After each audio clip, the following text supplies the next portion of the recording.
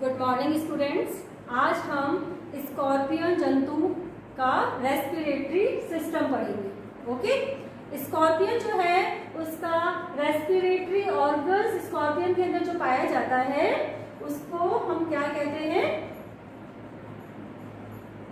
Respiratory organ known as the book lungs. Okay, book lungs क्या होते हैं? ये 4 pairs of cuticular respiratory organs पाए जाते हैं जो बुक लंग्स कहलाते हैं। 4 पेयर्स होते हैं। कहाँ पाए जाते हैं ये जो मीजोजोमेटिक या प्री एब्डोमिनल जो सेगमेंट्स हैं, कौन कौन से? 3rd, 4th, 5th और 6th जो मीजोजोमेटिक या प्री एब्डोमिनल सेगमेंट्स है वहां पे सिचुएटेड रहते हैं। ओके, ऑर्गन्स इन सेगमेंट्स के वेंट्रोलेटरल साइड पर, प्रत्येक जो बुक लंग है वो इन 4 सेगमेंट्स की वेंट्रोलेटरल साइड्स पर सिचुएटेड रहते हैं।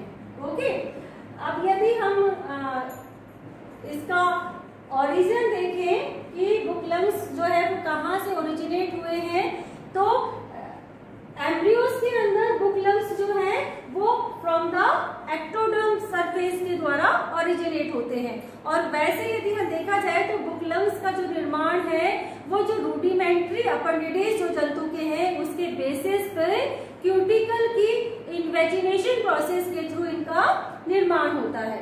ओके, उद्विकास की दृष्टि से हम ये देखें तो ये विश्वास किया जाता है कि बुक लंग्स जो है वो कहाँ से इवॉल्व हुए हैं? ये बुक लंग्स इवॉल्व हुए हैं कहाँ से? From the book gills. And book gills कहाँ पाए जाते हैं? पाए जाते हैं ये होर्सशू जो क्रैब है, लाइक लिमुलस। ओके, लिमुलस जो जंतु की बुक गिल्स है उन्हीं से विश्वास किया जाता है स्टडी के दौरान कि बुक जो लंग्स है उनका निर्माण हुआ है। ओके, अब अभी हम स्ट्रक्चर की बात कर लेते हैं बुक लंग्स की। देखिए, स्ट्रक्चरली देखें तो बुक लंग्स क्या है? बुक लंग्स जो है एक कंप्रेस्ड सैक लाइक स्ट्रक्चर और कैविटी है, and this cavity of the book lungs is lined by thick cuticle. Okay, यदि हम इसका स्ट्रक्चर देखें, here is the structure.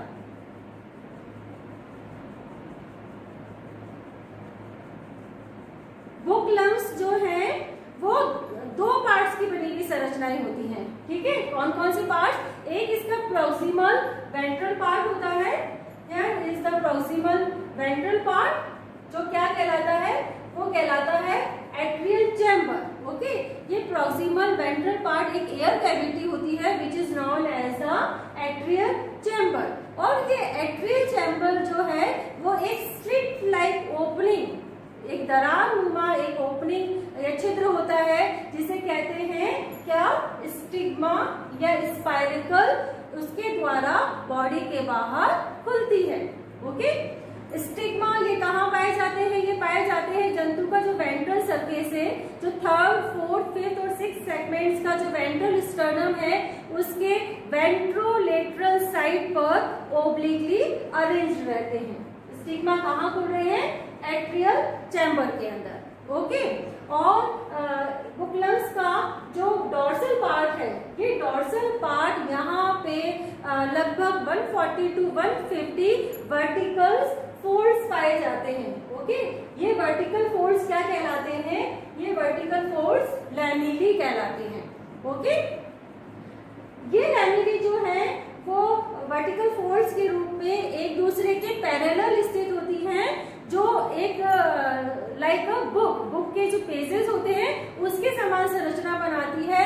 That's why this respiratory organ known as the book lung. Okay, चले आगे हम इसका और स्ट्रक्चर देखते हैं। हम इसका बुक लंग्स का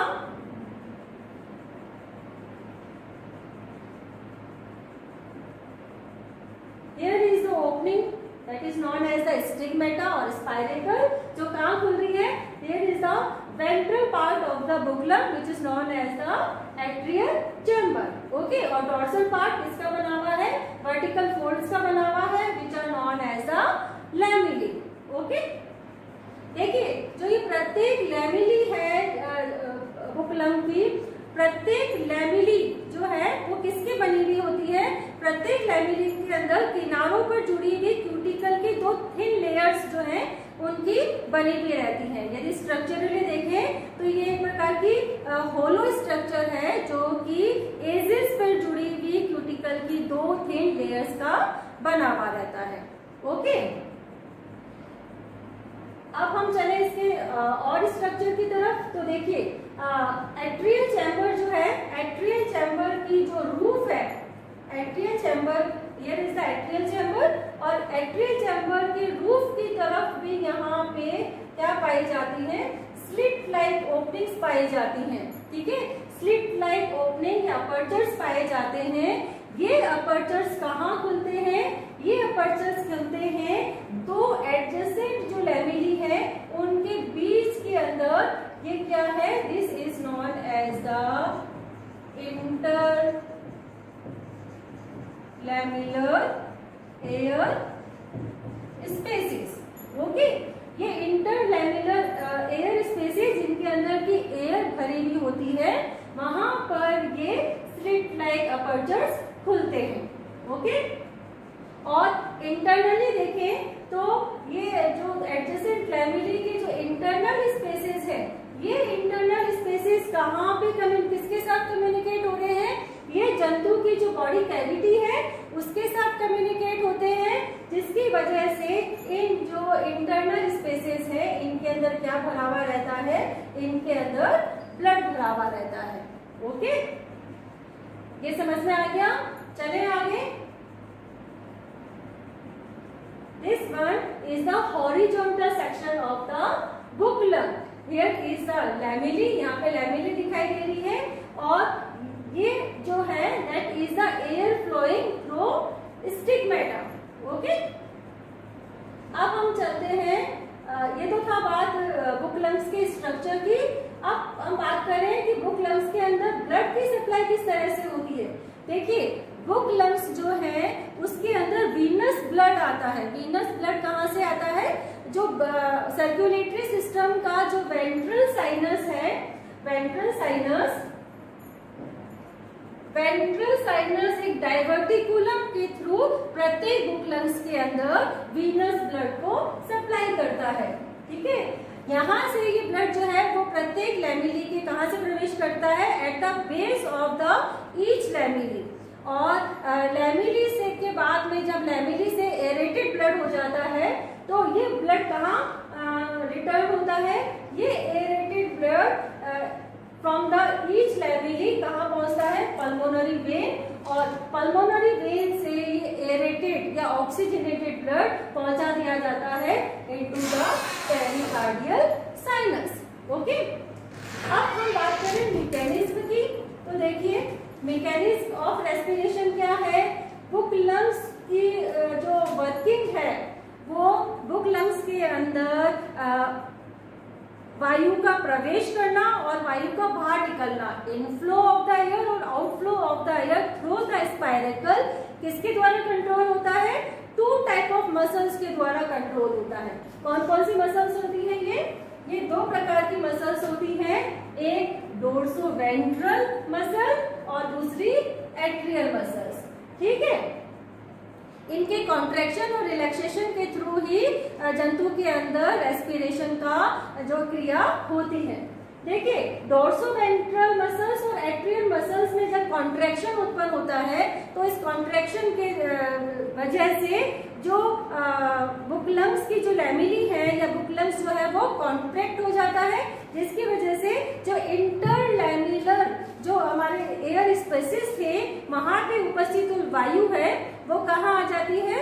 वो आ जाती है एट्रियल चैम्बर के अंदर। ओके, लैमेली से जो है वो एट्रियल चैम्बर के अंदर वायु आ जाती है और एट्रियल चैम्बर के अंदर ये वायु अब कहाँ? स्टिग्मेटा के द्वारा जो है वो बॉडी के बाहर पास आउट कर दी जाती है। ओके, अब हम बात करें, ये तो था मसल्स के कॉन्ट्रैक्शंस की। जब ये दोनों मसल डोर्सोवेंट्रल और एट्रियल मसल जब रिलैक्स हो जाती है, रिलैक्सेशन जब इनके अंदर होता है तो क्या होता है?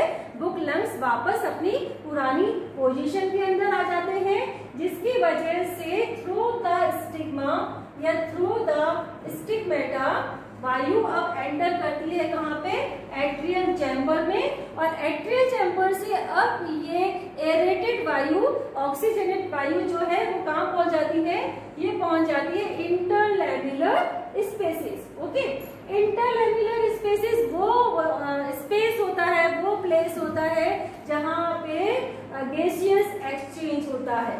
ओके, यहाँ पे जो लैमिले की जो थिन वॉल है उसके थ्रू इंटरलैम्युलर एयर स्पेसेस से ऑक्सीजन जो है वो वीनस ब्लड के अंदर सप्लाई की जाती है, जिसकी वजह से वो ब्लड जो है वो ऑक्सीजनेटेड हो जाता है, और ब्लड से कार्बन डाइऑक्साइड जो है वो कहाँ डिफ्यूज कर दी जाती है, इन द एट्रियल चैम्बर।